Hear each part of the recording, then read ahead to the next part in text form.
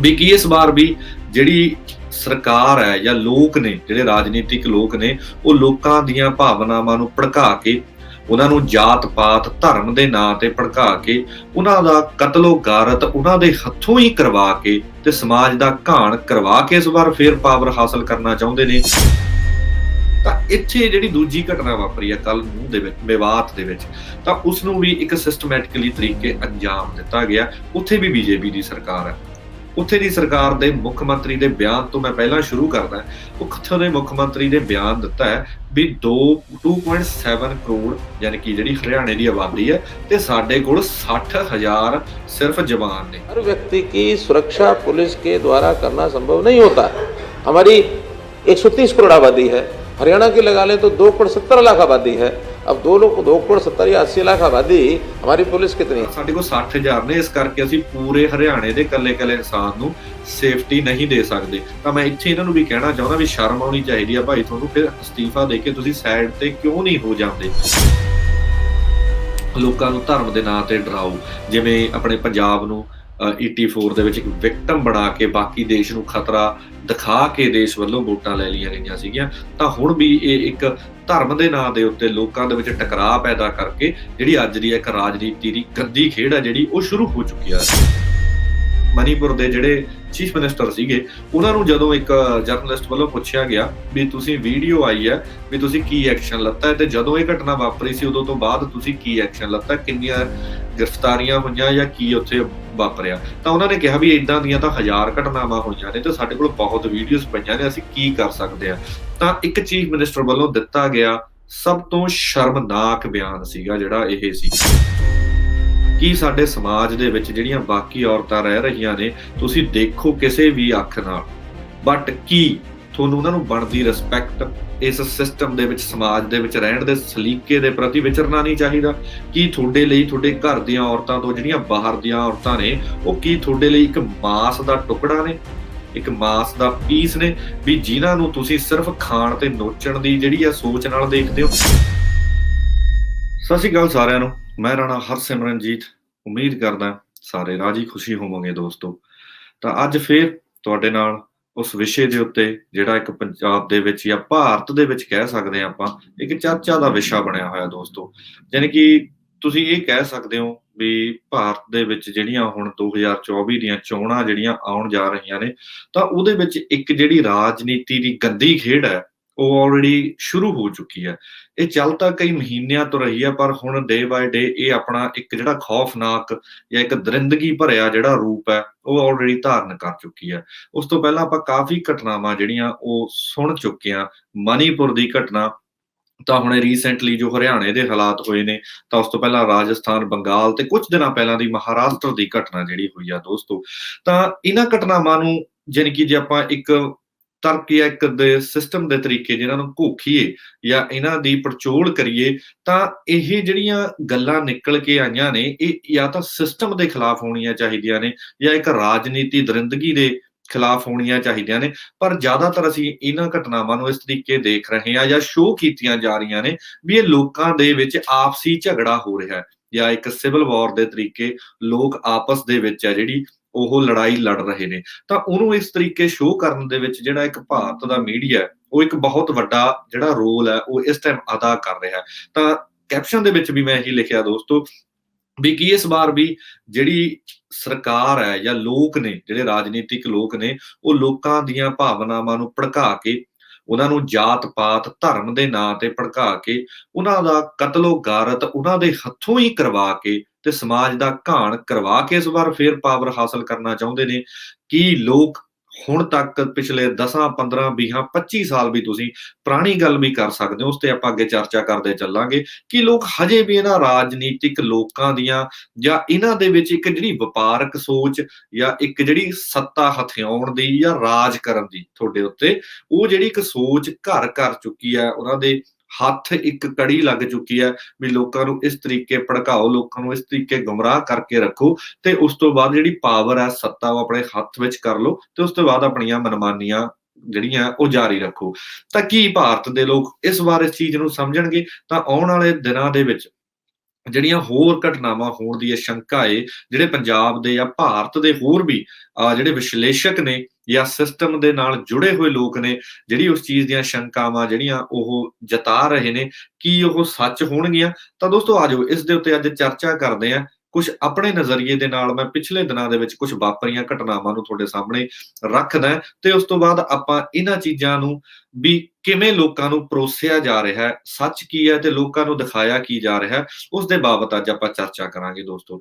ਤਾਂ ਪਿਛਲੇ ਕੁਝ ਦਿਨਾਂ ਦੇ ਵਿੱਚ ਜਿਹੜੀ ਇੱਕ ਸਭ ਤੋਂ ਵੱਡੀ ਘਟਨਾ ਵਾਪਰੀ ਸੀ ਉਹ ਮਣੀਪੁਰ ਦੀ ਸੀਗੀ। ਤਾਂ ਮਣੀਪੁਰ ਦੀ ਘਟਨਾ ਵਾਪਰੀ 2 ਮਹੀਨੇ ਪਹਿਲਾਂ ਦੀ। ਤਾਂ ਉਸਦੀ ਇੱਕ ਵੀਡੀਓ ਵਾਇਰਲ ਹੁੰਦੀ ਹੈ। ਵੀਡੀਓ ਵਾਇਰਲ ਹੋਣ ਤੋਂ ਬਾਅਦ ਉਹ ਇੱਕ ਚਰਚਾ ਦਾ ਵਿਸ਼ਾ ਜਿਹੜਾ ਉਹ ਬਣਦਾ। ਪਰ ਇੱਥੇ ਸਵਾਲ ਖੜਾ ਹੁੰਦਾ ਹੈ ਵੀ 2 ਮਹੀਨੇ ਤੋਂ ਜਦੋਂ ਉਹ ਹਿੰਸਕ ਘਟਨਾਵਾਂ ਉੱਥੇ ਵਾਪਰ ਰਹੀਆਂ ਸੀਗੀਆਂ, ਉਦੋਂ ਤੱਕ ਸੂਬਾ ਸਰਕਾਰ ਨੇ ਜਾਂ ਸੈਂਟਰ ਦੀ ਸਰਕਾਰ ਨੇ ਕੀ ਐਕਸ਼ਨ ਲੱਤੇ ਨੇ ਤੇ ਕੀ ਕੋਈ ਕਾਰਵਾਈ ਕੀਤੀ ਜਿਹੜੀ ਉੱਥੇ ਦੀ ਇੱਕ ਕਤਲੋਗਾਰਤ ਆ ਉਹਨੂੰ ਰੋਕਣ ਦੀ? ਤਾਂ ਇਹਦੇ ਵਿੱਚ ਤੁਹਾਨੂੰ ਇੱਕੋ ਇੱਕ ਜਵਾਬ ਮਿਲੂਗਾ ਵੀ ਸਰਕਾਰ ਨੇ ਇੱਕ ਡੱਕਾ ਤੱਕ ਨਹੀਂ ਤੋੜਿਆ ਉਸ ਮਾਮਲੇ ਦੇ ਵਿੱਚ। ਉਹਦੀ ਵੀ ਇੱਕ ਜਿਹੜੀ ਲਾ ਲਓ ਵੀ ਤੁਸੀਂ ਇੱਕ ਲੜਾਈ ਨੂੰ ਵਧਾਉਣਾ, ਉਹਨੂੰ ਲੜਾਈ ਨੂੰ ਇੱਕ ਨਵਾਂ ਰੂਪ ਦੇਣਾ, ਇਹਦੇ ਵਿੱਚ ਵੀ ਤੁਸੀਂ ਕਿਤੇ ਨਾ ਕਿਤੇ ਇਸ ਰਾਜਨੀਤਿਕ ਗਤੀਵਿਧੀਆਂ ਦਾ ਜਿਹੜਾ ਹੱਥ ਹੈ ਉਹ ਦੇਖ ਸਕਦੇ ਹੋ। ਤਾਂ ਬੜੇ ਹੀ ਜਿਹੜੇ ਪੰਜਾਬ ਦੇ ਜਾਂ ਭਾਰਤ ਦੇ ਜਿੰਨੇ ਵੀ ਬਲੌਗਰਸ ਨੇ ਜਾਂ ਜਿਹੜੇ ਵੀ ਇੱਕ ਸੁਚੱਜੇ ਪੱਤਰਕਾਰ ਨੇ, ਜਰਨਲਿਸਟ ਨੇ, ਉਹਨਾਂ ਨੇ ਉਸ ਚੀਜ਼ ਦੀ ਜਿਹੜੀ ਆ ਉਹ ਘੋਖ ਕਰਨ ਦੀ ਕੋਸ਼ਿਸ਼ ਕੀਤੀ ਆ। ਤਾਂ ਉਹਨਾਂ ਦੇ ਹੀ ਕੁਛ ਜਾਣੀ ਕਿ ਉਹਨਾਂ ਦੇ ਸੁਣ ਕੇ ਜਾਂ ਉਹਨਾਂ ਦੇ ਕੋਲ ਤੋਂ ਹੀ ਮੈਂ ਇਹ ਚੀਜ਼ ਨੂੰ ਅੱਗੇ ਲੈ ਕੇ ਜਾ ਰਿਹਾ ਵੀ ਜਿਹੜੀ ਉੱਥੇ ਦੇ ਮਣੀਪੁਰ ਦੀ ਜਿਹੜੀ ਇੱਕ ਘਟਨਾ ਸੀਗੀ, ਇਹਨੂੰ ਅੰਜਾਮ ਦਿੱਤਾ ਗਿਆ, ਇਹਨੂੰ ਦਬਾਇਆ ਗਿਆ ਤੇ ਉਹਦੇ ਵਿੱਚ ਇੱਕ ਭਾਰਤ ਦਾ ਜਿਹੜਾ ਇੱਕ ਪੱਤਰਕਾਰੀ ਮਾਹੌਲ ਹੈ ਉਹ ਵੀ ਬਹੁਤ ਵੱਡਾ ਗੁਨੇਗਾਰ ਹੈ। ਤਾਂ ਸਭ ਤੋਂ ਪਹਿਲਾਂ ਤਾਂ ਮੈਂ ਉੱਥੇ ਦੀ ਗੱਲ ਹੈ ਜਿਹੜੀ ਵੀ 2 ਲਾ ਲਈ ਕਮਿਊਨਿਟੀਜ਼ ਦੇ ਲੋਕ ਆਪਸ ਦੇ ਵਿੱਚ ਲੜ ਰਹੇ ਨੇ। ਤਾਂ ਉਹ ਪੁਰਾਣੇ ਟਾਈਮ ਤੋਂ ਥੋੜੀ ਬਹੁਤੀ ਖਿੱਚੋਤਾਣ ਚੱਲਦੀ ਵੀ ਆ, ਬਟ ਬਹੁਤੀ ਜ਼ਿਆਦਾ ਨਹੀਂ ਸੀ। ਉਹ ਆਪਣੇ ਆਪ ਦੇ ਵਿੱਚ ਇੱਕ ਦੂਏ ਦੇ ਤਰੀਕੇ ਮਿਲ ਵਰਤ ਕੇ ਰਹਿੰਦੇ ਵੀ ਸੀਗੇ। ਤਾਂ ਜਿਹੜਾ ਮੇਨ ਮੁੱਦਾ ਸ਼ੁਰੂ ਕੀਤਾ ਇੱਕ ਫੋਰੈਸਟ ਅਮੈਂਡਮੈਂਟ ਲਾਅ ਹੈ ਜਿਹੜਾ ਉਹ ਸੈਂਟਰ ਗਵਰਨਮੈਂਟ ਨੇ ਲੈ ਕੇ ਆਂਦਾ। ਤਾਂ ਉਹਦੇ ਬਿਹਾਫ ਦੇ ਉੱਤੇ ਜਿਹੜਾ ਨਾਰਥ ਈਸਟ ਭਾਰਤ ਹੈ ਉਹਦੇ ਜੰਗਲਾਂ ਨੂੰ ਜਾਣੀ ਕਿ ਐਕਵਾਇਰ ਕਰਨਾ ਸੀਗਾ। ਉੱਥੇ ਐਕਵਾਇਰ ਕਰਕੇ ਇੱਕ ਤਰੀਕੇ ਉਹਨਾਂ ਨੂੰ ਤਬਾਹ ਕਰਨਾ ਸੀ ਤੇ ਜਾਣੀ ਕਿ ਕਹਿਣ ਤੋਂ ਭਾਵ ਤਾਂ ਉਹਨਾਂ ਨੇ ਅਮੈਂਡਮੈਂਟ ਕਰਨ ਦੇ ਵਿੱਚ ਇਹ ਗਿਆ ਵੀ ਜਿਹੜਾ ਭਾਰਤ ਹੈ ਉਹਨੂੰ ਤੇਲ ਪ੍ਰਤੀ, ਆਇਲ ਪ੍ਰਤੀ, ਜਿਹੜਾ ਆਪਣਾ ਵਰਤੋਂ ਵਾਲਾ ਘਰਾਂ ਦੇ ਵਿੱਚ ਵਰਤੋਂ ਵਾਲਾ ਤੇਲ ਹੈ ਉਹਦੇ ਪ੍ਰਤੀ ਇਹਦੇ ਵਿੱਚ ਇੰਡੀਪੈਂਡੈਂਟ ਬਣਾਉਣਾ ਹੈ, ਵੀ ਉਹਦੀ ਪੈਦਾਵਾਰ ਹੈ ਜਿਹੜੀ ਉਹ ਵਧਾਉਣੀ ਹੈ ਤਾਂ ਕਿ ਜਿਹੜਾ ਭਾਰਤ ਦੇ ਵਿੱਚ ਇੱਕ ਤੇਲ ਦੀ ਕਮੀ ਨੂੰ ਪੂਰਾ ਕਰਕੇ ਇੱਕ ਭਾਰਤ ਇੱਕ ਐਕਸਪੋਰਟਰ ਵੀ ਬਣੇ। ਬਟ ਉਹਦੇ ਵਿੱਚ ਵੀ ਬਹੁਤ ਵੱਡੀਆਂ ਜਿਹੜੀਆਂ ਕੰਪਨੀਆਂ ਨੇ ਜਿਹੜੀਆਂ ਉਹ ਇਨਵੋਲਵ ਨੇ। ਤਾਂ ਜਦੋਂ ਮਣੀਪੁਰ ਸਰਕਾਰ ਨੇ ਇਸ ਉੱਤੇ ਐਕਸ਼ਨ ਲੱਤਾ ਤੇ ਉਸ ਕਬੀਲੇ ਦੇ ਲੋਕ ਜਿਨ੍ਹਾਂ ਨੂੰ ਅੱਜ ਕੁਕੀ ਲੋਕ ਕਿਹਾ ਜਾਂਦਾ ਤੇ ਉਹਨਾਂ ਨੂੰ ਇਸ ਤਰੀਕੇ ਵੀ ਬਦਨਾਮ ਕੀਤਾ ਜਾਂਦਾ ਵੀ ਉਹ ਮਿਆਂਮਾਰ ਤੋਂ ਆਏ ਨੇ ਜਾਂ ਉੱਥੇ ਉਹ ਓਪੀਐਮ ਦੀ ਨਸ਼ੇ ਦੀ ਜਿਹੜੀ ਖੇਤੀ ਕਰਦੇ ਨੇ। ਇਸ ਤਰੀਕੇ ਵੀ ਇਹ ਹਰੇਕ ਸਟੇਟ 'ਚ ਹੁੰਦਾ, ਇਹਦੇ ਵਿੱਚ ਕੋਈ ਦੋ ਰਾਏ ਨਹੀਂ, ਪਰ ਉਸ ਚੀਜ਼ ਨੂੰ ਹੋਰ ਤਰੀਕੇ ਰੋਕਿਆ ਜਾਂਦਾ। ਪਰ ਉਹਨਾਂ ਦੀ ਅਸਲੀ ਲੜਾਈ ਕੀ ਸੀ ਵੀ ਜਿਹੜਾ ਉਹਨਾਂ ਦਾ ਘਰ ਹੈ, ਜਿਹੜਾ ਉਹਨਾਂ ਦਾ ਏਰੀਆ, ਉਹਨਾਂ ਨੂੰ ਉੱਥੋਂ ਉਜਾੜਿਆ ਨਾ ਜਾਵੇ ਤੇ ਉਹਨਾਂ ਦਾ ਏਰੀਆ ਉੱਥੋਂ ਤਬਾਹ ਨਾ ਕੀਤਾ ਜਾਵੇ, ਜਿਸ ਪ੍ਰਤੀ ਉਹ ਰੋਸ ਆਪਣਾ ਜਿਹੜਾ ਜਤਾ ਰਹੇ ਸੀਗੇ ਤੇ ਸਰਕਾਰ ਦਾ ਵਿਰੋਧ ਕਰਦੇ ਸੀ। ਤਾਂ ਹੁਣ ਉੱਥੇ ਵੀ ਭਾਜਪਾ ਦੀ ਸਰਕਾਰ ਹੈ ਤਾਂ ਉਹਨਾਂ ਨੇ ਇੱਕ ਗੰਦੀ ਰਾਜਨੀਤੀ ਦੀ ਖੇਡ ਖੇਡੀ। ਜਿਹੜੇ ਆਲਰੇਡੀ ਉੱਥੇ ਜਿਹੜੀ ਦੂਜੀ ਕਮਿਊਨਿਟੀ ਹੈ, ਮੈਤਈ ਕਮਿਊਨਿਟੀ ਜਿਹਨੂੰ ਕਹਿੰਦੇ ਨੇ, ਤਾਂ ਉਹਨਾਂ ਦੇ ਵੱਲੋਂ ਵੀ ਇੱਕ ਜਿਹੜੀ ਮੂਵਮੈਂਟ ਹੈ ਉਹ ਸ਼ੁਰੂ ਕੀਤੀ ਗਈ ਵੀ ਸਾਨੂੰ ਵੀ ਐਸਟੀ ਯਾਨੀ ਕਿ ਸ਼ਡਿਊਲ ਕਾਸਟ ਦਾ ਜਿਹੜਾ ਟੈਗ ਹੈ ਉਹ ਦਿੱਤਾ ਜਾਵੇ ਤੇ ਸਾਡੇ ਜਿਹੜੇ ਹੱਕ ਨੇ ਉਹ ਕੁਕੀ ਲੋਕ ਜਿਹੜੇ ਉਹ ਲੈ ਕੇ ਜਾ ਰਹੇ ਨੇ। ਯਾਨੀ ਕਿ ਜਿਹੜੇ ਆਪਾਂ ਇਸ ਚੀਜ਼ ਦੇ ਮੈਂ ਬਹੁਤਾ ਡੀਪ ਨਹੀਂ ਜਾਊਂਗਾ, ਬਟ ਥੋੜੀ ਜੀ ਗੱਲ ਇੰਨੀ ਕੁ ਜ਼ਰੂਰ ਕਰਦਾ ਜਾਊਂਗਾ ਵੀ ਤੁਹਾਨੂੰ ਰੀਜ਼ਨ ਪਤਾ ਲੱਗ ਜੇ ਤੇ ਆਪਾਂ ਬਿਆਨ ਕਰ ਸਕੀਏ ਆਪਣੇ ਸ਼ਬਦਾਂ ਦੇ ਵਿੱਚ ਉਸ ਚੀਜ਼ ਨੂੰ। ਤਾਂ ਉਹਨਾਂ ਨੇ ਇੱਕ ਨਵੀਂ ਮੂਵਮੈਂਟ ਸ਼ੁਰੂ ਕੀਤੀ ਵੀ ਸਾਨੂੰ ਵੀ ਜਿਹੜਾ ਵੀ ਐਸਟੀ ਕੋਟਾ ਉਹ ਦਿੱਤਾ ਜਾਵੇ, ਸਾਨੂੰ ਵੀ ਸ਼ਡਿਊਲ ਕਾਸਟ ਦਾ ਟੈਗ ਦਿੱਤਾ ਜਾਵੇ ਤਾਂ ਕਿ ਜਿਹੜੇ ਸਾਡੇ ਹੱਕ ਆ ਸਾਡੇ ਲੋਕਾਂ ਨੂੰ ਮਿਲੇ। ਬਟ ਫਿਰ ਵੀ ਮੈਂ ਤੁਹਾਨੂੰ ਇੱਥੇ ਦੱਸਦਾ ਚੱਲਾਂ ਵੀ ਜਿਹੜੇ ਮੈਤਈ ਲੋਕ ਨੇ ਉਹ ਆਲਰੇਡੀ ਵੈਲ ਸਿਵਲਾਈਜ਼ਡ ਲੋਕ ਨੇ ਉੱਥੇ ਦੇ, ਉਹਨਾਂ ਦੀ ਪੋਪੂਲੇਸ਼ਨ ਜ਼ਿਆਦਾ ਹੈ, ਉਹ ਮਣੀਪੁਰ ਦੇ ਜ਼ਿਆਦਾ ਏਰੀਆ ਦੇ ਵਿੱਚ ਰਹਿੰਦੇ ਨੇ ਤੇ ਉੱਥੇ ਦੀ ਜਿਹੜੀ ਗਵਰਨਮੈਂਟ ਹੈ ਜਾਂ ਐਡਮਿਨਿਸਟ੍ਰੇਸ਼ਨ ਹੈ, ਸਰਕਾਰੀ ਤੰਤਰ ਹੈ, ਉਹਨਾਂ ਦੇ ਵਿੱਚ ਵੀ ਉਹਨਾਂ ਦੀ ਬਾਕੀ ਕਮਿਊਨਿਟੀ ਨਾਲੋਂ ਬਹੁਤ ਜ਼ਿਆਦਾ ਬਹੁਤਾਤ ਹੈ ਤੇ ਉਹਦੇ ਵਿੱਚ ਜ਼ਿਆਦਾਤਰ ਹਿੰਦੂ ਨੇ, ਕੁਝ ਮੁਸਲਮਾਨ ਵੀ ਨੇ, ਪਰ ਜਿਹੜੇ ਕੁਕੀ ਲੋਕ ਨੇ ਉਹ ਜ਼ਿਆਦਾ ਈਸਾਈ ਨੇ। ਉਹਨਾਂ ਦੇ ਨਾਲ ਇੱਕ ਟਕਰਾਅ ਜਿਹੜਾ ਉਹ ਵਧਾਇਆ ਗਿਆ। ਤਾਂ ਹੁਣ ਉਹਨਾਂ ਨੇ ਇੱਕ ਮੂਵਮੈਂਟ ਸ਼ੁਰੂ ਕੀਤੀ ਵੀ ਹਾਂ ਇਹ ਕੀਤਾ ਜਾਵੇ। ਉਹਨਾਂ ਨੇ ਸਰਕਾਰ ਕੋਲ ਪ੍ਰਸਤਾਵ ਦਿੱਤਾ, ਉੱਪਰੋਂ ਸੁਪਰੀਮ ਕੋਰਟ ਦੇ ਵਿੱਚ ਲੈ ਕੇ ਜਾਇਆ ਗਿਆ ਉਸ ਕੇਸ ਨੂੰ ਤੇ ਸੁਪਰੀਮ ਕੋਰਟ ਤੋਂ ਵੀ ਜਿੱਥੇ ਤੱਕ ਮੈਂ ਸੋਚਦਾ ਵੀ ਇੱਕ ਜਿਹੜਾ ਆਮ ਇਨਸਾਨ ਵੀ ਸੋਚ ਸਕਦਾ ਵੀ ਇਹਦਾ ਸਹੀ ਫੈਸਲਾ ਕੀ ਹੋਣਾ ਚਾਹੀਦਾ ਸੀ, ਪਰ ਸੁਪਰੀਮ ਕੋਰਟ ਦੇ ਜੱਜ ਤੋਂ ਵੀ ਇਹ ਫੈਸਲਾ ਕਰਵਾਇਆ ਗਿਆ ਵੀ ਇਹ ਚੀਜ਼ ਨੂੰ ਸੈਂਟਰ ਗਵਰਨਮੈਂਟ ਦੇ ਸਾਹਮਣੇ ਪੇਸ਼ ਕੀਤਾ ਜਾਵੇ ਤੇ ਉਹ ਇਸ ਉੱਤੇ ਡਿਸੀਜਨ ਬਣਾਉਣ। ਤਾਂ ਇਹਦੇ ਵਿੱਚ ਜਿਹੜੇ ਕੁੱਖੀ ਲੋਕ ਸੀਗੇ ਉਹਨਾਂ ਨੇ ਕੋਈ ਜ਼ਿਆਦਾ ਜਾਣੀ ਕਿ ਪ੍ਰੋਬਲਮ ਕ੍ਰੀਏਟ ਨਹੀਂ ਕੀਤੀ, ਬਟ ਉਹਨਾਂ ਨੂੰ ਫਿਰ ਵੀ ਡਰ ਸੀ। ਉਹਨਾਂ ਦੀ ਆਪਣਾ ਮੇਨ ਮੁੱਦਾ ਤੇ ਮੇਨ ਮਕਸਦ ਲੜਾਈ ਦਾ ਇਹੀ ਸੀਗਾ ਵੀ ਸਾਨੂੰ ਜੰਗਲਾਂ 'ਚੋਂ ਉਜਾੜਿਆ ਨਾ ਜਾਵੇ ਤੇ ਸਾਡੇ ਜੰਗਲ ਆ ਜਿਹੜੇ ਉਹ ਤਬਾਹ ਨਾ ਕੀਤੇ ਜਾਣ। ਜਦ ਕਿ ਇਹ ਆਲਰੇਡੀ ਇੱਕ ਗੇਮ ਹੈ ਜਿਹੜੀ ਭਾਰਤ ਦੇ ਵਿੱਚ, ਜਿਵੇਂ ਐਗਜ਼ਾਮਪਲ ਲੈ ਕੇ ਚੱਲਦਾ, ਪੰਜਾਬ ਦੇ ਵਿੱਚ ਮੱਤੇਵਾੜਾ ਜੰਗਲਾਂ ਦਾ ਵਿਰੋਧ ਕਿਉਂ ਹੋਇਆ ਸੀ? ਕਿਉਂਕਿ ਉਹ ਕਾਰਪੋਰੇਟ ਘਰਾਣਿਆਂ ਨੂੰ ਉਜਾੜ ਕੇ ਦਿੱਤੇ ਜਾਣੇ ਸੀਗੇ ਉਹ ਲੈਂਡ, ਉੱਥੇ ਇੰਡਸਟਰੀ ਬਿਲਡ ਕਰਨ ਲਈ। ਤੇ ਇਸੇ ਤਰੀਕੇ ਮਣੀਪੁਰ ਦੇ ਵਿੱਚ ਵੀ ਸੀਗਾ ਤੇ ਇਹ ਚੱਲਦਾ ਸੀ। ਪੁਰਾਣਾ ਇਤਿਹਾਸ ਦੇ ਵਿੱਚ ਵੀ ਇਹ ਲੋਕ ਸੈਂਟਰ ਗਵਰਨਮੈਂਟ ਦੇ ਨਾਲ ਥੋੜਾ ਜਿਹਾ ਟਕਰਾਅ 'ਚ ਰਹਿੰਦੇ ਸੀ, ਪਰ ਇਕੱਠੇ ਰਹਿੰਦੇ ਸੀ। ਪਰ ਹੁਣ ਇਹਨਾਂ ਨੂੰ ਡਿਵਾਈਡ ਕੀਤਾ ਗਿਆ। ਉੱਥੇ ਸਰਕਾਰ ਕਿਹੜੀ ਹੈ ਇਹ ਤੁਸੀਂ ਸਾਰੇ ਜਾਣਦੇ ਹੋ।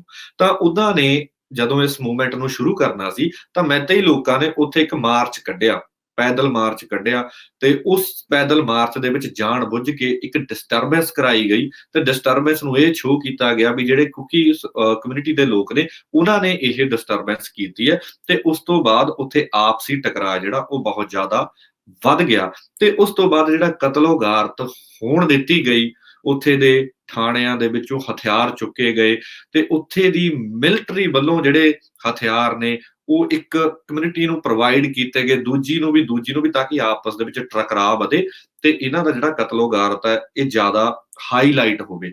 ਬਟ 2 ਮਹੀਨੇ ਉਸ ਚੀਜ਼ ਨੂੰ ਇਸ ਤਰੀਕੇ ਹੀ ਮੀਡੀਆ ਦੇ ਵਿੱਚ ਪੇਸ਼ ਕੀਤਾ ਗਿਆ ਵੀ ਇਹ ਆਪਸੀ ਟਕਰਾਅ ਹੈ ਲੋਕਾਂ ਦਾ, ਇਹ 'ਚ ਸਰਕਾਰ ਦਾ ਜਿਹੜਾ ਕੋਈ ਰੋਲ ਨਹੀਂ। ਤੇ ਦੂਜੀ ਗੱਲ ਜਿਹੜੀ ਉਹ ਲੇਡੀਜ਼ ਵਾਲੀ ਘਟਨਾ ਹੈ ਉਹਦੇ ਉੱਪਰ ਜੇ ਮੈਂ ਥੋੜਾ ਜਿਹਾ ਚਾਨਣਾ ਪਾਵਾਂ ਤਾਂ ਗੋਦੀ ਮੀਡੀਆ ਨੇ ਇੱਕ ਖਬਰ ਚਲਾਈ ਫੇਕ ਨਿਊਜ਼, ਜਿਹੜੀ ਕਿ ਮਣੀਪੁਰ ਦੀ ਹੈ ਹੀ ਨਹੀਂ ਸੀ, ਉਹ ਕਿਸੇ ਹੋਰ ਸਟੇਟ ਦੀ ਸੀ ਤੇ ਪੁਰਾਣੀ ਨਿਊਜ਼ ਸੀਗੀ ਤੇ ਉਹਨੂੰ ਇਹ ਸ਼ੋਅ ਕਰਕੇ ਦਿਖਾਇਆ ਗਿਆ ਵੀ ਮਣੀਪੁਰ ਦੇ ਵਿੱਚ ਕੁਕੀ ਕਮਿਊਨਿਟੀ ਦੇ ਲੋਕਾਂ ਨੇ ਦੂਜੀ ਕਮਿਊਨਿਟੀ ਹੈ ਜਿਹੜੀ ਦੂਜੀ ਕਮਿਊਨਿਟੀ ਆ ਉਹਦੀਆਂ ਲੇਡੀਜ਼ ਦੇ ਨਾਲ ਧੱਕਾ ਕੀਤਾ ਤੇ ਉਹਨਾਂ ਦਾ ਰੇਪ ਕੀਤਾ ਤੇ ਬਲਾਤਕਾਰ ਕੀਤਾ। ਤਾਂ ਜਿਹੜੀ ਉਸ ਤੋਂ ਬਾਅਦ ਇਸ ਘਟਨਾ ਨੂੰ ਅੰਜਾਮ ਦਿੱਤਾ ਗਿਆ ਮੈਤੇਈ ਕਮਿਊਨਿਟੀ ਵੱਲੋਂ ਕੁਕੀ ਕਮਿਊਨਿਟੀ ਦੀਆਂ ਜਿਹੜੀਆਂ ਲੇਡੀਜ਼ ਨੇ ਉਹਨਾਂ ਨੂੰ। ਤਾਂ ਮੈਂ ਇੱਥੇ ਵੀ ਇੱਕ ਹੋਰ ਗੱਲ ਦੱਸਾਂ ਵੀ ਕਮਿਊਨਿਟੀ ਦੀ ਲੜਾਈ ਨਹੀਂ ਸੀ, ਇਹਨੂੰ ਬਣਾਇਆ ਗਿਆ।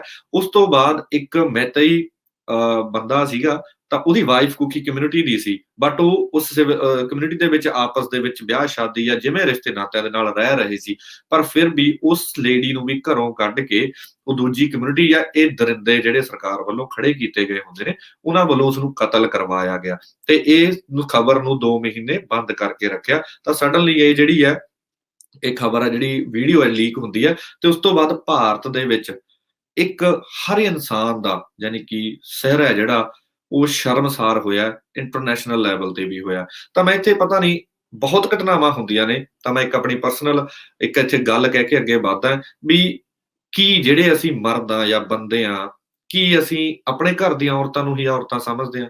ਕੀ ਸਾਡੇ ਸਮਾਜ ਦੇ ਵਿੱਚ ਜਿਹੜੀਆਂ ਬਾਕੀ ਔਰਤਾਂ ਰਹਿ ਰਹੀਆਂ ਨੇ ਤੁਸੀਂ ਦੇਖੋ ਕਿਸੇ ਵੀ ਅੱਖ ਨਾਲ, ਬਟ ਕੀ ਤੁਹਾਨੂੰ ਉਹਨਾਂ ਨੂੰ ਬਣਦੀ ਰਿਸਪੈਕਟ ਇਸ ਸਿਸਟਮ ਦੇ ਵਿੱਚ ਸਮਾਜ ਦੇ ਵਿੱਚ ਰਹਿਣ ਦੇ ਸਲੀਕੇ ਦੇ ਪ੍ਰਤੀ ਵਿਚਰਨਾ ਨਹੀਂ ਚਾਹੀਦਾ?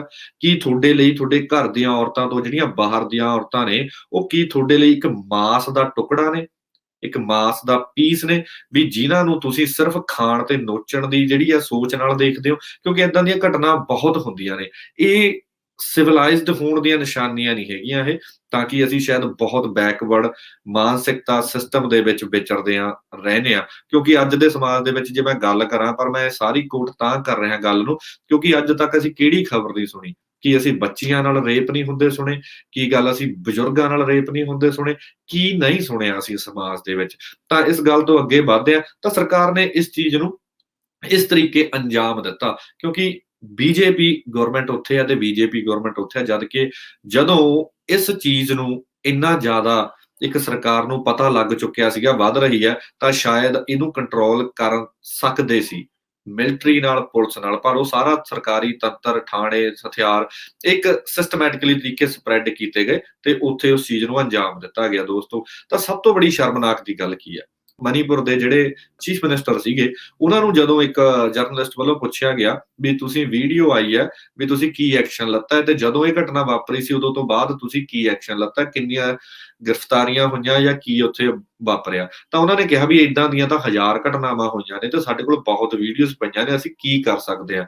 ਤਾਂ ਇੱਕ ਚੀਫ ਮਿਨਿਸਟਰ ਵੱਲੋਂ ਦਿੱਤਾ ਗਿਆ ਸਭ ਤੋਂ ਸ਼ਰਮਨਾਕ ਬਿਆਨ ਸੀਗਾ ਜਿਹੜਾ ਇਹ ਸੀ। ਤਾਂ ਦੋਸਤੋ ਇਸ ਨੂੰ ਵੀ ਮੈਂ ਇੱਕ ਸਮਾਜ ਦੇ ਵਿੱਚ ਤਕਰਾਰ ਸਮਾਜਿਕ ਏਕਤਾ ਨੂੰ ਭੰਗ ਕਰਕੇ ਡਿਵਾਈਡ ਐਂਡ ਰੂਲ ਦੀ ਰਾਜਨੀਤੀ ਖੇਡਣਾ ਹੀ ਮੰਨ ਰਿਹਾ ਇੱਥੇ, ਕਿਉਂਕਿ ਸ਼ਾਇਦ ਬਹੁਤਾ ਜ਼ਿਆਦਾ ਕਮਿਊਨਿਟੀ ਹੈ ਜਿਹੜੀ ਉਹ ਹਿੰਦੂ ਕਮਿਊਨਿਟੀ ਹੈ ਉੱਥੇ, ਤੇ ਬੀਜੇਪੀ ਆਪਣੇ ਏਜੰਡੇ ਦੇ ਉੱਤੇ ਉਹ ਗੇਮ ਖੇਡ ਰਹੀ ਹੈ ਤਾਂ ਕਿ ਉਸ ਚੀਜ਼ ਨੂੰ ਵੀ ਬਾਕੀ ਦੇਸ਼ ਦੇ ਸਾਹਮਣੇ ਦਿਖਾਇਆ ਜਾ ਸਕੇ ਵੀ ਅਸੀਂ ਹਿੰਦੂ ਰਾਸ਼ਟਰ ਦੇ ਇੱਕ ਫੋਕੇ ਦਾਅਵੇ ਵੱਲ ਨੂੰ ਵੱਧ ਰਹੇ ਹਾਂ ਤੇ ਅਸੀਂ ਤੁਹਾਡੇ ਲਈ ਹੀ ਖੜੇ ਹਾਂ, ਬਾਕੀ ਸਾਡੇ ਲਈ ਬੇਮਤਲਬ ਨੇ। ਤਾਂ ਇੱਥੇ ਜਿਹੜੀ ਦੂਜੀ ਘਟਨਾ ਵਾਪਰੀ ਆ ਕੱਲ ਨੂੰ ਦੇ ਵਿੱਚ ਮੇਵਾਤ ਦੇ ਵਿੱਚ, ਤਾਂ ਉਸ ਨੂੰ ਵੀ ਇੱਕ ਸਿਸਟਮੈਟਿਕਲੀ ਤਰੀਕੇ ਅੰਜਾਮ ਦਿੱਤਾ ਗਿਆ। ਉੱਥੇ ਵੀ ਬੀਜੇਪੀ ਦੀ ਸਰਕਾਰ ਹੈ। ਉੱਥੇ ਦੀ ਸਰਕਾਰ ਦੇ ਮੁੱਖ ਮੰਤਰੀ ਦੇ ਬਿਆਨ ਤੋਂ ਮੈਂ ਪਹਿਲਾਂ ਸ਼ੁਰੂ ਕਰਦਾ। ਉੱਥੋਂ ਦੇ ਮੁੱਖ ਮੰਤਰੀ ਨੇ ਬਿਆਨ ਦਿੱਤਾ ਹੈ ਵੀ 2.7 ਕਰੋੜ ਯਾਨੀ ਕਿ ਜਿਹੜੀ ਹਰਿਆਣੇ ਦੀ ਆਬਾਦੀ ਹੈ ਤੇ ਸਾਡੇ ਕੋਲ 60,000 ਸਿਰਫ ਜਵਾਨ ਨੇ, ਯਾਨੀ ਕਿ ਪੁਲਿਸ ਦੇ ਨੇ ਜਾਂ ਕਿਸੇ ਵੀ ਉਹਦੇ ਵਿੱਚ ਨੇ ਟੀਮ ਪਾਰਟੀ ਦੇ ਵਿੱਚ ਨੇ, ਤਾਂ ਸਾਡੇ ਕੋਲ 60,000 ਨੇ। ਇਸ ਕਰਕੇ ਅਸੀਂ ਪੂਰੇ ਹਰਿਆਣੇ ਦੇ ਕੱਲੇ-ਕੱਲੇ ਇਨਸਾਨ ਨੂੰ ਸੇਫਟੀ ਨਹੀਂ ਦੇ ਸਕਦੇ। ਤਾਂ ਮੈਂ ਇੱਥੇ ਇਹਨਾਂ ਨੂੰ ਵੀ ਕਹਿਣਾ ਚਾਹੁੰਦਾ ਵੀ ਸ਼ਰਮ ਆਉਣੀ ਚਾਹੀਦੀ ਆ ਭਾਈ ਤੁਹਾਨੂੰ, ਫਿਰ ਅਸਤੀਫਾ ਦੇ ਕੇ ਤੁਸੀਂ ਸਾਈਡ ਤੇ ਕਿਉਂ ਨਹੀਂ ਹੋ ਜਾਂਦੇ। ਤੇ ਦੂਜੇ ਪਾਸੇ ਇੱਥੇ ਵੀ ਇੱਕ ਮੀਡੀਆ ਦਾ ਬਹੁਤ ਵੱਡਾ ਰੋਲ ਹੈ। ਇੱਕ ਮੋਨੂ ਮਨੇਸਰ ਨਾਮ ਦਾ ਬੰਦਾ ਜਿਹੜਾ ਕਿਸੇ ਕਤਲ ਦੇ ਵਿੱਚ ਉਹਦਾ ਨਾਮ ਆਇਆ ਹੋਇਆ ਤੇ ਉਹ ਇੱਕ ਵੀਡੀਓ ਬਣਾਉਂਦਾ ਤੇ ਮੇਵਾਤ ਦੇ ਵਿੱਚ ਸਾਉਣ ਦੇ ਮਹੀਨੇ ਵਿੱਚ ਕੁਝ ਮੰਦਿਰ ਨੇ ਉੱਥੇ, ਤੇ ਉੱਥੇ ਲੋਕ ਹੈ ਜਿਹੜੇ ਯਾਤਰਾ ਕਰਨ ਜਾਂਦੇ ਨੇ ਜਾਂ ਦਰਸ਼ਨ ਕਰਨ ਜਾਂਦੇ ਨੇ, ਮੱਥਾ ਟੇਕਣ ਜਾਂਦੇ ਨੇ।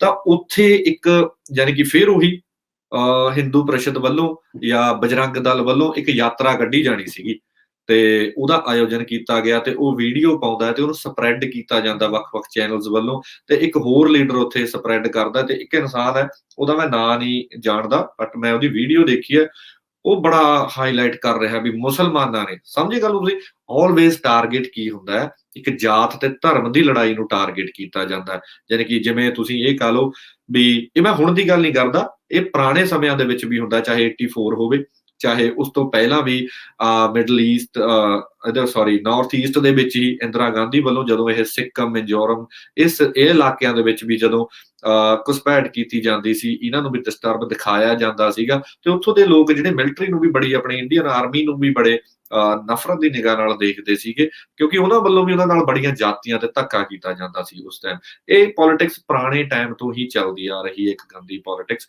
ਵੀ ਪਾੜੋ ਤੇ ਰਾਜ ਕਰੋ, ਲੋਕਾਂ ਨੂੰ ਧਰਮ ਦੇ ਨਾਂ ਤੇ ਡਰਾਓ। ਜਿਵੇਂ ਆਪਣੇ ਪੰਜਾਬ ਨੂੰ 84 ਦੇ ਵਿੱਚ ਇੱਕ ਵਿਕਟਮ ਬਣਾ ਕੇ ਬਾਕੀ ਦੇਸ਼ ਨੂੰ ਖਤਰਾ ਦਿਖਾ ਕੇ ਦੇਸ਼ ਵੱਲੋਂ ਵੋਟਾਂ ਲੈ ਲਈਆਂ ਗਈਆਂ ਸੀਗੀਆਂ, ਤਾਂ ਹੁਣ ਵੀ ਇਹ ਇੱਕ ਧਰਮ ਦੇ ਨਾਂ ਦੇ ਉੱਤੇ ਲੋਕਾਂ ਦੇ ਵਿੱਚ ਟਕਰਾਅ ਪੈਦਾ ਕਰਕੇ ਜਿਹੜੀ ਅੱਜ ਦੀ ਇੱਕ ਰਾਜਨੀਤੀ ਦੀ ਗੰਦੀ ਖੇਡ ਹੈ ਜਿਹੜੀ ਉਹ ਸ਼ੁਰੂ ਹੋ ਚੁੱਕੀ ਹੈ ਆਲਰੇਡੀ। ਤਾਂ ਹੁਣ ਮੈਂ ਇੱਥੇ ਅੱਗੇ ਗੱਲ ਕਰਦਾ ਚੱਲਾਂ ਤਾਂ ਉਹਦੀ ਵੀਡੀਓ ਆਉਂਦੀ ਹੈ, ਕਹਿੰਦਾ ਵੀ ਮੈਂ ਇੱਥੇ ਦਰਸ਼ਨ ਕਰਨ ਆਇਆ ਸੀਗਾ, ਮੈਨੂੰ 100-150 ਮੁਸਲਮਾਨਾਂ ਨੇ ਘੇਰ ਲਿਆ, ਤਾਂ ਮੇਰੇ ਬੱਚਾ ਸੀ 1.5 ਸਾਲ ਦਾ, ਉਹਨੂੰ ਮਾਰਨ ਲੱਗੇ ਸੀ, ਮੈਨੂੰ ਮਾਰਨ ਲੱਗੇ ਸੀ, ਮੇਰੀ ਵਾਈਫ ਨੂੰ ਮਾਰਨ ਲੱਗੇ ਸੀ ਤੇ ਮੈਂ ਬੜੀ ਮੁਸ਼ਕਿਲ ਨਾਲ ਬਚ ਕੇ ਨਿਕਲਿਆ।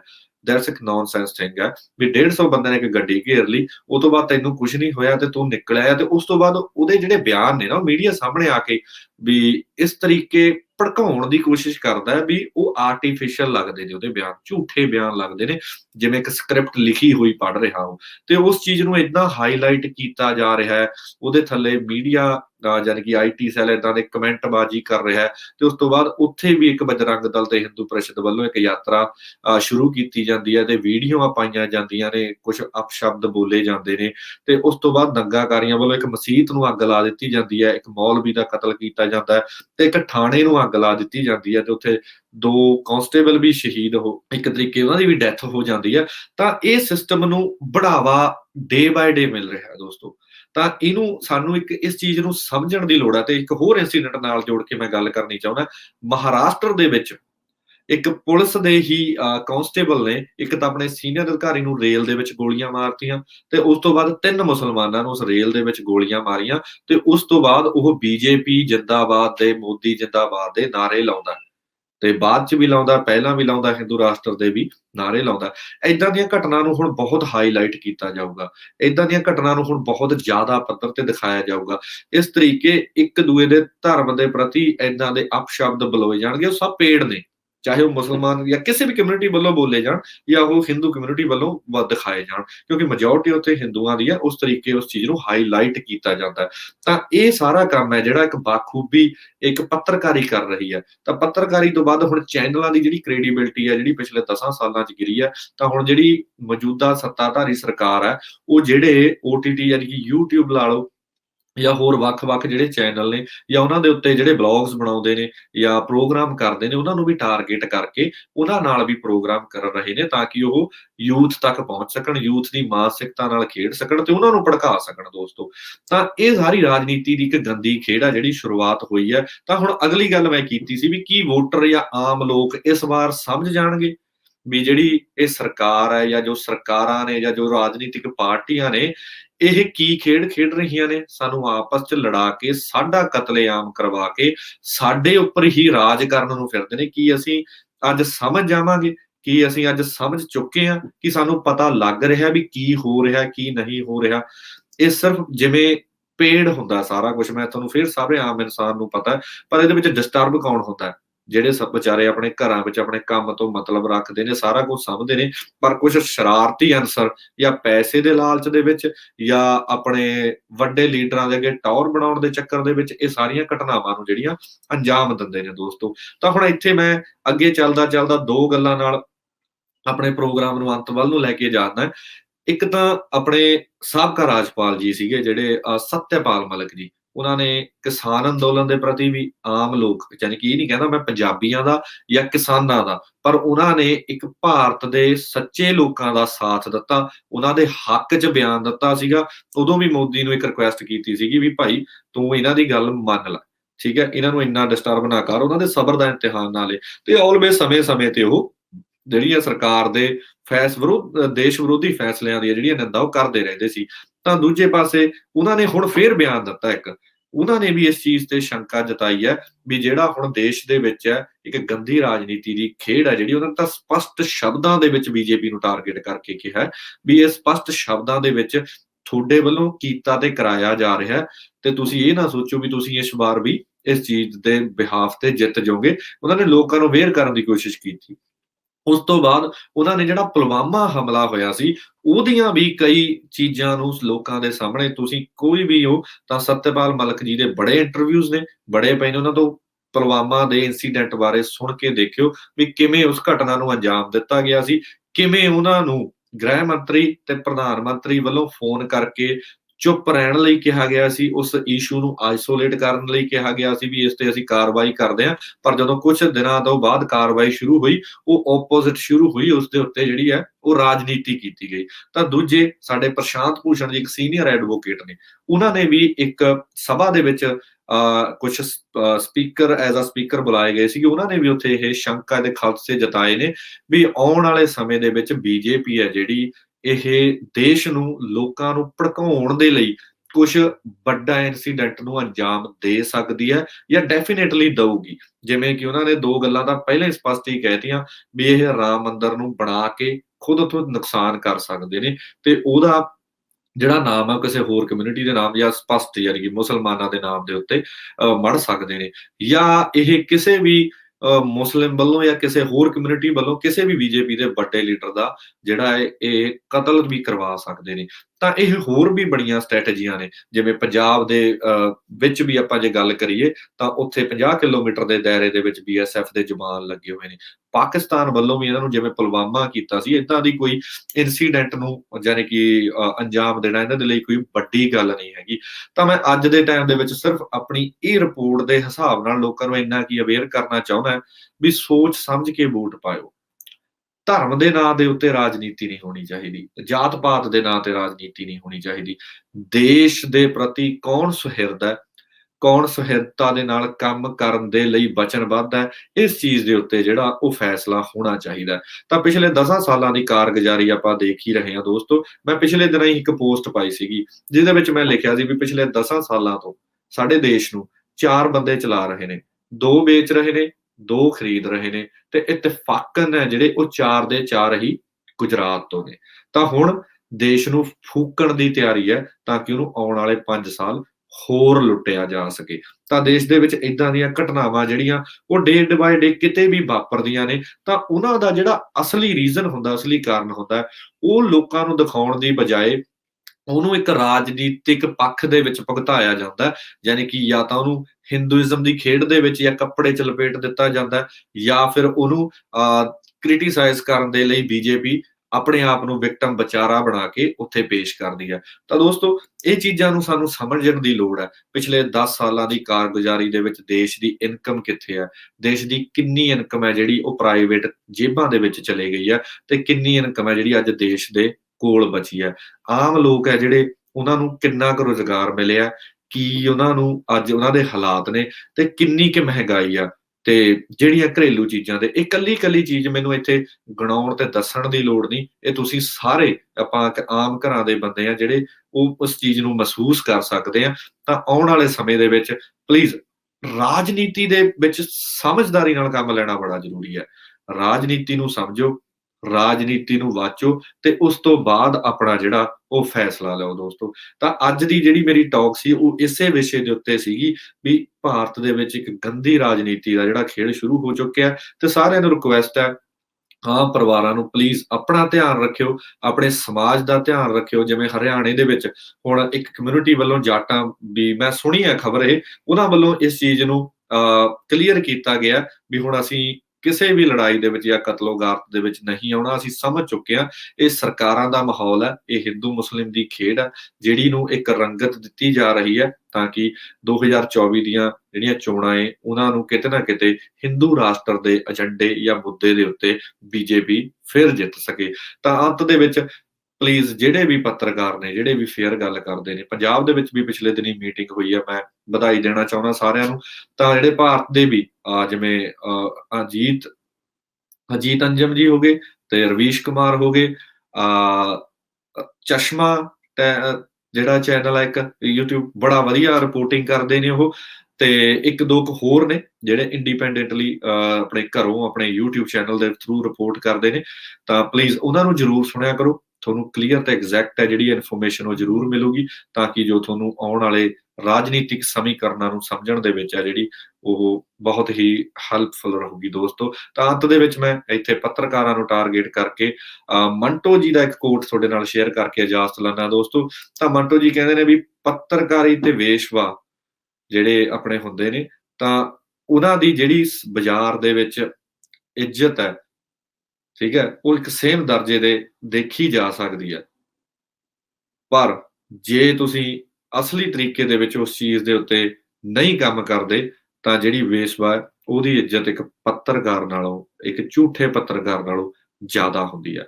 ਤਾਂ ਉਮੀਦ ਕਰਦਾ ਆਉਣ ਵਾਲੇ ਸਮੇਂ ਦੇ ਵਿੱਚ ਸਾਰੇ ਵੋਟਰ ਤੇ ਸਾਰੇ ਹੀ ਰਿਪੋਰਟਰ ਆਪਣਾ ਫਰਜ਼ ਸਮਝਦੇ ਹੋਏ ਦੇਸ਼ ਤੇ ਆਪਣੇ ਸਟੇਟ ਪ੍ਰਤੀ ਸਹੀ ਵੋਟ ਕਰਨਗੇ, ਤਾਂ ਕਿ ਆਪਣਾ ਜਿਹੜਾ ਭਾਰਤ ਤੇ ਆਪਣੇ ਆਪਣੇ ਰਾਜਾਂ ਦਾ ਭਵਿੱਖ ਹੈ ਉਹ ਸਿਕਿਉਰ ਕਰ ਸਕੀਏ। ਉਮੀਦ ਕਰਦਾ ਅੱਜ ਦੀ ਟਾਕ ਤੁਹਾਨੂੰ ਠੀਕ ਲੱਗੂਗੀ। ਆਉਣ ਵਾਲੇ ਹਫ਼ਤੇ ਫਿਰ ਨਵੀਂ ਇੱਕ ਟਾਕ ਦੇ ਨਾਲ ਜ਼ਰੂਰ ਮੁਲਾਕਾਤ ਹੋਵੇਗੀ। ਧੰਨਵਾਦ, ਸਤਿ ਸ਼੍ਰੀ ਅਕਾਲ।